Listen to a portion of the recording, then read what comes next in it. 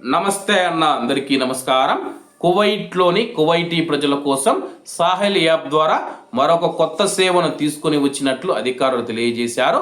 వివరాల్లోకి వెళితే, డిజిటల్ మార్పును వేగవంతం చేయాలన్న కువైట్ ప్రభుత్వ ఆదేశాల మేరకు కువైట్ విద్యాశాఖ సాహెల్ యాప్ మరియు విద్యాశాఖ అధికారిక వెబ్సైట్ ద్వారా విద్యార్థుల బదిలీ ట్రాన్స్ఫర్ సేవలను ఆన్లైన్లో ప్రారంభించింది.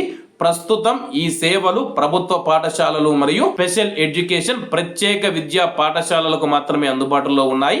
తల్లిదండ్రులు పాఠశాలలకు వెళ్ళవలసిన అవసరం లేకుండా ఆన్లైన్లోనే బదిలీ దరఖాస్తు చేసుకోవడంతో పాటు దాని యొక్క స్థితిని కూడా పరిశీలించుకోవచ్చని చెప్పేసి విద్యార్థుల బదిలీ దరఖాస్తులకు ఫిబ్రవరి 12 వరకు గడువు ఉంటుందని చెప్పేసి విద్యా మంత్రిత్వ శాఖ ప్రకటించింది. మతపరమైన అరబ్ మరియు అలాగే విదేశీ ప్రైవేటు పాఠశాలల కోసం కూడా ఈ సేవలు దశల వారీగా ప్రారంభించనున్నట్లు విద్యా మంత్రిత్వ శాఖ ప్రకటించింది.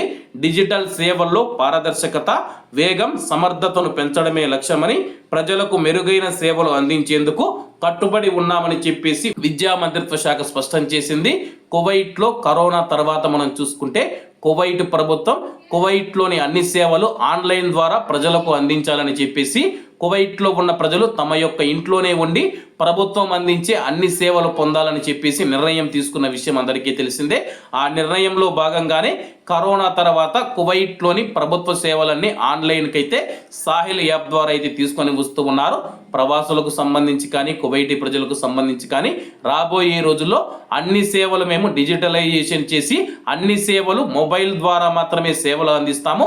కువైట్లో ఉన్న కువైటీ ప్రజలు కానీ ప్రవాసులు కానీ ఇక పైన ఆఫీసుల చుట్టూ తిరగవలసిన అవసరం లేకుండా ఆన్లైన్లో మీరు దరఖాస్తు చేసుకుంటే ఆన్లైన్ ద్వారా మాత్రమే మేము ఆ యొక్క దరఖాస్తును ఆమోదిస్తామని చెప్పేసి, అలాగే దాని యొక్క స్టేటస్ తెలుసుకోవాలన్నా సరే కానీ సాహెల్ యాప్ ద్వారా లేదా సంబంధిత మంత్రిత్వ శాఖకు సంబంధించిన వెబ్సైట్ ద్వారా ఆన్లైన్లోనే చెక్ చేసుకోవచ్చని చెప్పేసి అధికారులు తెలిపారు. కాబట్టి అందరూ బాగుండాలి, అందులో మనం ఉండాలి. అందరికీ నమస్తే అన్న, జై హింద్.